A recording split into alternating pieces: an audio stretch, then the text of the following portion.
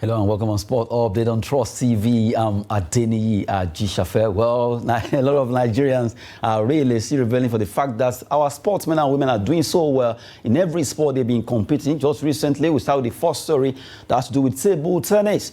Team Nigeria, they traveled to Tunisia and they were able to do well there. Well, current Minister of Sport Development, John Eno, saluted the team for the fact that they were able to win gold in women's double and also in men's singles. I don't know how doing us proud there by being able to win his game in that encounter. Let's look at the performance of Team Nigeria in that encounter there. For Aruna Quadri, he did well. He won gold, beating Ahmed Saleh of Egypt 4-0. 11-2, 12-10, 11-6, 11-6 to win that particular men's singles gold. And good one for him. Aruna Quadri really showcasing why he's number one in Africa. And for women's double event, you have Funke Oshonaike and Fatima Bello actually won gold also. They beat Cameroon's Sarah Hafo and also Egypt's Marwa Al-Hodabi 3-2, 11-8, 8-11, 11-4, 7-11, and 12-10 to also win gold for Nigeria there. Congrats to them. And right now, the Minister of Minister of Sport Development is actually appreciating the team for what they did, putting us on the world map again for the fact that they were able to dislodge the Egyptians of this world, who are always a thorn in the flesh of Nigeria when it comes to table tennis. In the studio to talk about these particular stories, we have Olawale Peters. Good to have you. Yeah, good evening, Adeni. It's my pleasure to be back to studio. I think a very good one. And for Aruna Quadri, as expected, and being number one in Africa is not a child's play, and it's something that he has been doing for a very long time. And if you look at the scores, the four sets, and it's not by chance, it's what they call flawless victory. He won all the four sets. He actually blew that guy away. Yeah, so and it's not something that he did by chance. It's preparation and dedication. Then also for Shonaike, also those of us that we know her for a very long time, we know what she's capable of doing. So I think we've already conquered Africa when it comes to table tennis. And our next destination, our next attempt should be at the world stage. And we can start showcasing that one from the Olympic coming up 2024 in Paris. So we have to look beyond Africa this time around. There's no how you talk about table tennis that you don't talk about Nigeria. Before Aruna Quadri, we had the like of Yomi Bankole. So that means we have the name already. We have people that have done it before. So we should look beyond the score of Africa and look at how are we not really upstaging the like of Tin Chun Chun Chong, the Chinese, the Japanese people when it comes to table tennis. The competition. Do they need more training? Do they need more exposure? Or what actually do they really need to compete at that world stage? That is what I think the Minister of Sport should be looking into. Yes, praises, it's a motivation on its own. We appreciate that. But let's see it on paper, what they have to do for most of these athletes that out of their own passion, out of their own way, out of what they know how to do best for the country, what does the country needs to do in preparing them for the task ahead. I think that is what we need the minister to look into right now. Let's see where they have a developmental program for them. A situation whereby the likes of Aruna Quadri and Oshonaike, they will organize a competition, they will serve like a consultant, like a coach to the upcoming table tennis player so that they can look at this is our role model, this is how they started, just like we used to have in the 80s and 90s when they normally organize the Okoya table tennis competition in Lagos Island and stuff like that. We need that again in the country so that when their own face is coming out, another people are coming in, so that we won't be talking the way we are talking about the past and the old glory of Super Eagles in the 90s and early 2000s, which up to now we are still yet to fill the vacuum created by the likes of Olise, Okocha, Sia, Mutio Adepoju, Rashidi Yekini, Uche Okechukwu, Austin Gafon, and the likes. We shouldn't have that in other sports events also. Not until when they retire or they are no more, we now be scrambling to look for who is going to succeed them. The race for their succession should start right now. And how can we do that?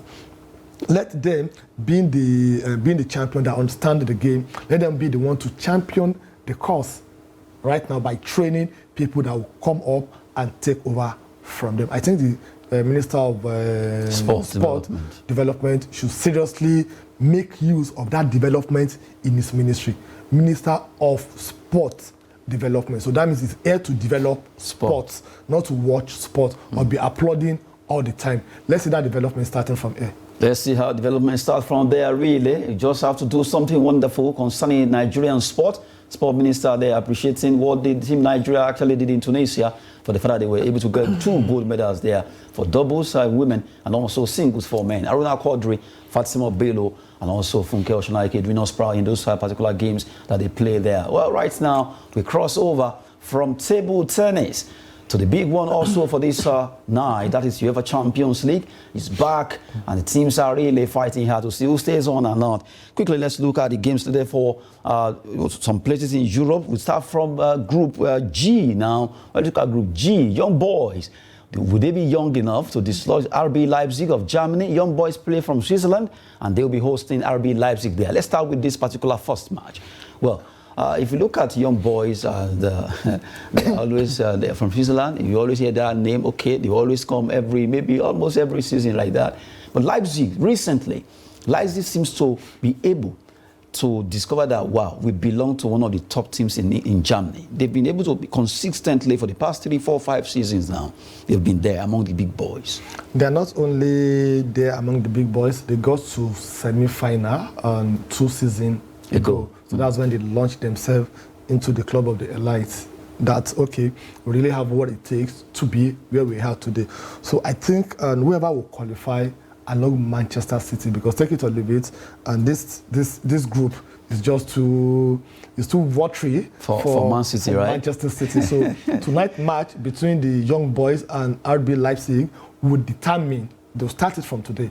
Whoever wins tonight's match will have an edge over, because getting 3 points on your first match, the first day, speaks volume and means a lot. So that means this match will determine who is going to qualify along with Manchester City.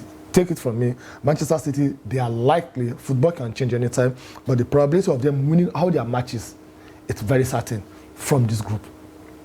So whoever wants to qualify with Manchester City to the round of 16 is to see how they can manage and get points from all other teams, and that can start from young boys. If young boys can do it against Manchester United, definitely they can do it against Leipzig also. And if Leipzig can get to semi-final of the Champions League, they can do it against young boys also. So it's going to be 50-50. Whoever blink first will be the one to lose tonight. Don't blink at all. Between Leipzig and young boys there, coming from Peters there. Well, from the way it is, another big one, although Manchester City seems to be the king in this group.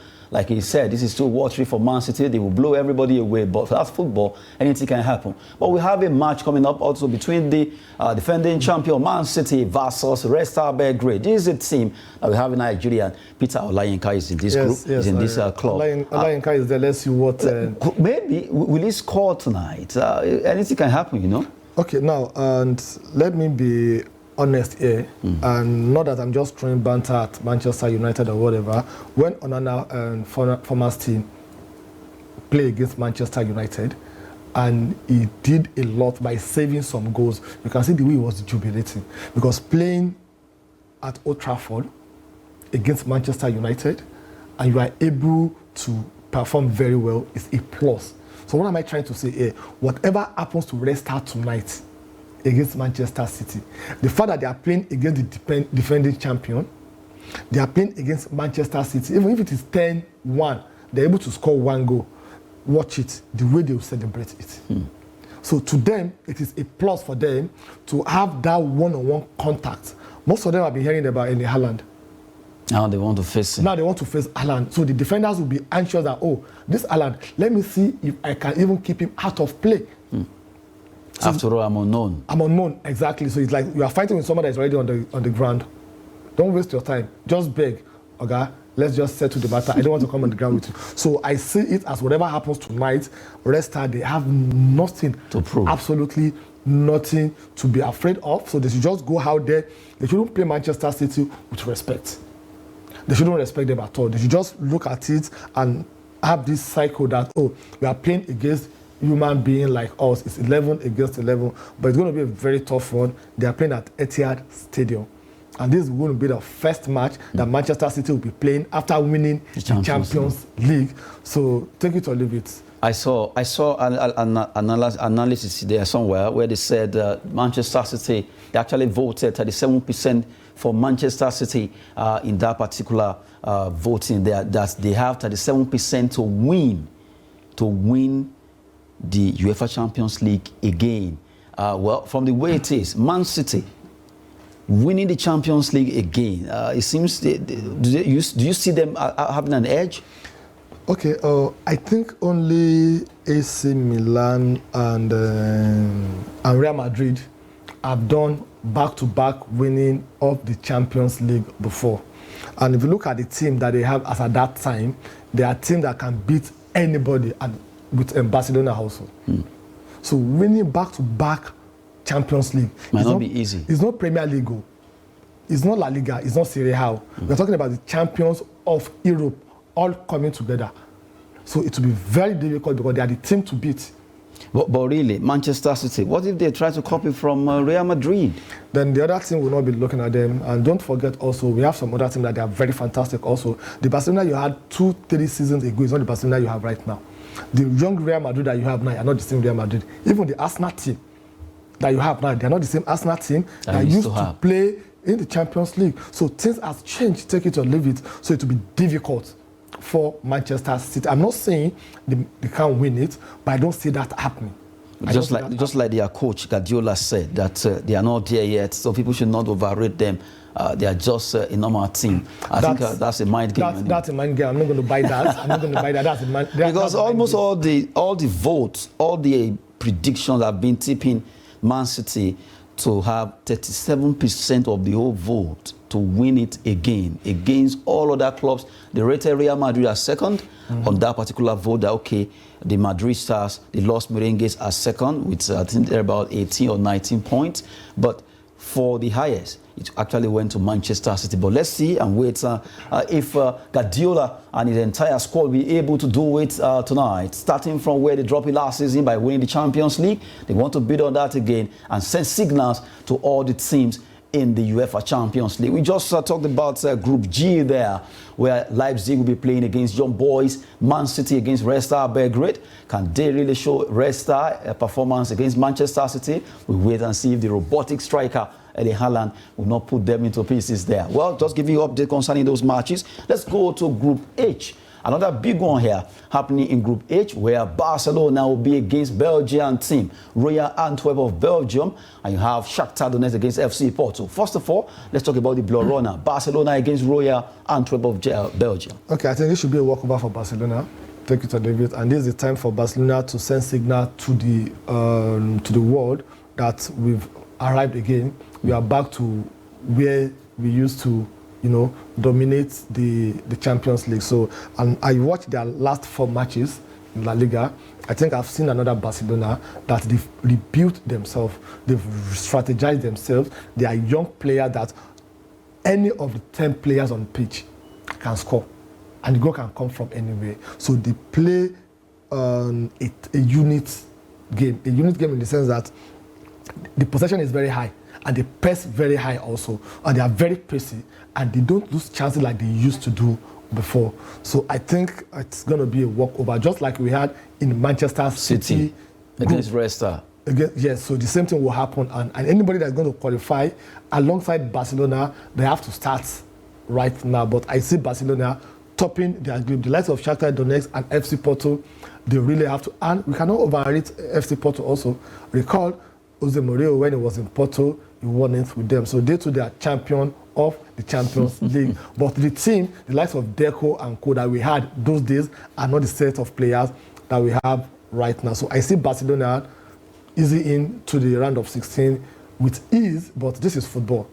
Anything can still happen. So Shakhtar Donetsk and FC Porto will be an interesting match to watch, because either of them wants to qualify alongside Barcelona based on my own prediction, and whoever wins tonight will also have an edge over other team that okay, I got 30 points and Barcelona has 30 points also. Let's put it from there.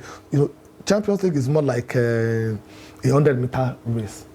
If you start early, if you start good, you end well.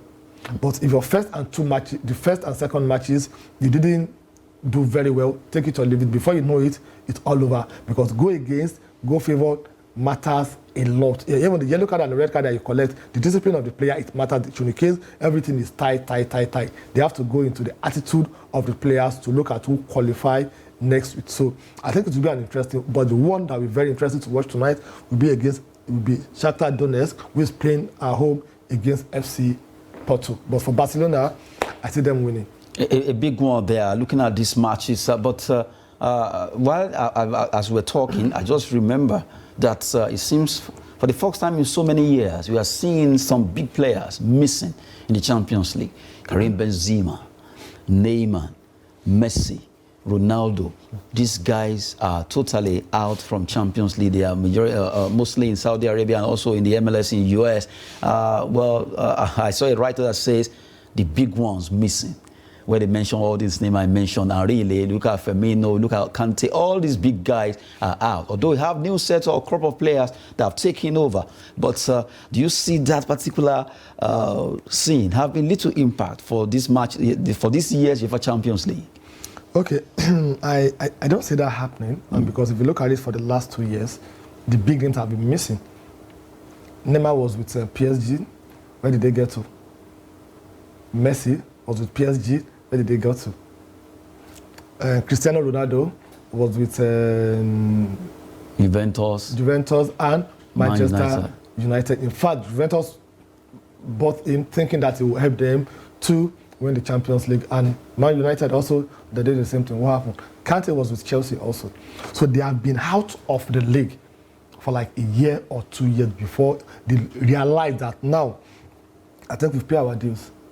The best thing is still... We don't need to be chasing glory again. Now it is time for them to make money, and they go to where money is. That's Saudi and MLS. And this is an opportunity for the likes of Bellingham, the likes of Martinez, the likes of Haaland, the likes of Awoniyi, the likes of Osimhen and co. to now come up and bring up another debate of, are we going to have Messi versus Ronaldo again? I think we're not going to have that again. We're going to have about 4 or 5 players. Mbappe himself. Imagine if Mbappe deal, which is still under probability, rumor, or assumption, that he's going to Real Madrid. Imagine Mbappe in Real Madrid. In that Real Madrid team. With Bellingham. Vini Jr. Rodrigo rather. Just imagine what they can do to anything. So they're going to be the future what a of squad the team. It will be. So that is what is going to happen between now and the next 2 or 3 years. It's all about young players, aspiring players coming up and showcase their talents. They've paid their dues, sincerely. We've had enough of Ronaldo, Messi sentiment, arguments, fights for more than 10 years. Now let's have another crop of players in which we already had one, Bellingham. And look at Madison also. We shouldn't take him out from Tottenham Hotspur, who won the Player of the Month in Premier League also. So we're going to see a lot of them coming up between now and next year. So we're not going to miss them, definitely. They've marked their register, they've made their names, and let them go and enjoy their money where they are right now. That's just the way it is concerning that UEFA Champions League without Messi, Ronaldo, Benzema, not even their main man then. Talking about the likes of Kante, who also did well when playing for Chelsea. Well, right now, Neymar is also out, but wait to see tonight. PSG fighting hard. The likes of Manchester City, Barcelona will also be playing all the games coming up tonight, the UEFA Champions League. Just give you an update there concerning those games there. Well, we'll quickly run through about three stories before we wrap it up. Let's talk about De Zerbi. De Zerbi has really done well for himself and also his club Brighton, and really it comes to that particular attention that you need to look at. How come this man has been able to hold his own? He has done so well. You look at against Liverpool, against all the clubs he has faced, Chelsea, West Ham, Manchester United. It seems to be having one particular key to all these clubs, the back of their net. Okay, I think he's a very good coach. And if you look at his history from where he came from, when he took over from the Magician Harry Potter, that Chelsea thought it would take them to the magic one. The magic one that will take them to the promised land without knowing that he will abandon them before they get to the promised land. It came in perfectly September last year, and between September last year and today, look at what he has done. The best league finish from Brighton has been 10th position. That was what what's his name? Potter did before he left, and everybody was like, oh, there's one thing about this English press, the media, the way they normally hype their own. It's like Potter is the best coach in the world. And now look at how they are celebrating this guy now. Nobody's even hearing about him. And this is just a sample of his matches against the top team in Premier League. Look at Chelsea. Home and away. Customer that Danny, just like they normally call them. He beat them home and away. Look at Manchester United, home and away. Look at Liverpool. So with all this team, he considered only 8 goals. Only 8 goals. And he scored almost 20 goals. So that shows that is pattern, that is style of play. It's very, very, very, very, very good. He's a very good coach, and most of the players that he's using also, they are low budget players. In fact, the entire squad that he used against Manchester United over the weekend worth £16.2 million. The entire squad. The entire squad. So that's the value of the money they bought them when they came to Brighton. 16.2 million. And that is not up to the amount they bought only Onana that considered 3 goals. So what we are talking about is a manager that knows how to make use of the resources make available to him. Most of these players also, he met them at Brighton, but he changed their mentality. He changed their style of play. So I think it's a very, very good coach. If not, because Pep Guardiola won treble last season, he should have been the manager of the season. But I think he should keep on doing what he's doing. Who knows, tomorrow, Real Madrid, Ancelotti is getting old.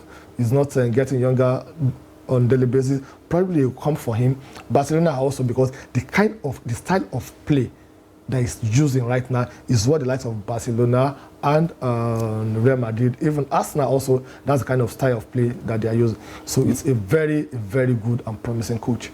Just to give you highlights concerning the performance of that coach Roberto De Zerbi, for the fact that he has been doing so well, trying to see how he can make Brighton one of the best team in Europe, and really they are doing well in the English Premier League there. And now we run through two stories. Let's look at a particular goalkeeper that was not actually benched over the weekend. His name is Aaron Ramsdale. Well, right now Chelsea, Bayern are actually keeping an eye on that particular goalkeeper. They want to get him if everything goes well. It seems, although David Raya was featured, but a lot of people are wondering what happened. I don't know the problem with Chelsea to start with. Is every player, everything they want to buy? Now, this is a rumor anyway. It's a rumor, but for every rumor, there's an element of truth there. And they want, want the best goalkeeper. No. They should concentrate on what they have. That's the truth. Okay, I know a lot of people will read meanings to what happened, and over the weekend by using David Raya also ahead of Aaron Ramsdale. If you look at the Arsenal team right now, the reason why they lost the Premier League last season is because the depth of their bench is not that much. So they keep on using one player like Saka, for example. Before the end of the season, when they played about 28 or 27 matches, Saka was already tired. But they don't have a substitute. They don't have his replacement. In fact, Saliba that got injured in December, they don't have his replacement. But that is not their situation right now. So what I think Arteta is doing is using that of Pep Guardiola's style. That I don't think you are comfortable where you are. You have someone else. Look at rattle you. Yes. Look at White. White was benched for the first 2 matches, and Thomas Partey was used to play from 2. So that shows that he's telling everybody that, no, you don't have a permanent shirt. Look at Kai Havertz, for example. The first 34 matches, he used him, and everybody was like, no, this is the guy that will kill you. But he got to a state that he didn't use him. He brought him as a substitute. So I don't think we should read meaning to what happened. They are playing a Champions League, something that they've never done for the past how many years. Now, this is an opportunity for them to have fresh leg, fresh mind to go into the game and win the game for them. So as far as I'm concerned, I think it's still a part and parcel of Arsenal team. No cause for alarm there concerning Arsenal goalkeeper Aaron Ramsdale. And the last one has to do with Manchester United. Manchester United are keen on Atletico Madrid, Jose Maria Jimenez, and Bayern Munich, Serge Gnabry there. Looking at those two players, maybe they'll be going for them in January. Manchester United, well, according to you, they don't have a coach. That's what you say. That's what a lot of people, even Manchester United fans listening to us right now, they will agree with me 100% that currently they don't have a coach. They don't have a coach that knows how to manage relationship with his players. They are going for this too. And they are going for this too also. It's not about you just buying players. What have you done with all the players that you've had? Every season, you must have a player that will use as an excuse or as a scapegoat. You can't give an excuse that Manchester United doesn't have the player. They have the players, but he doesn't know how to make use of their players. So going after new players, their case is just like the case of Chelsea. As far as I'm concerned, they should get their house in order. Well, from the way it is right now, Man United, Chelsea to get their acts together. Coming from Olawale Peters, there has been with us in the studio talking sport on the show. Sport update. We thank you so much for coming. Thank you so much, Adeni. It's my pleasure being here. And I'm sure you are happy that your Arsenal team are playing in the Champions League. Hope it won't be a wasted slot. That's 1-0, right? I'm Adeni Ajishafe. Thanks for watching.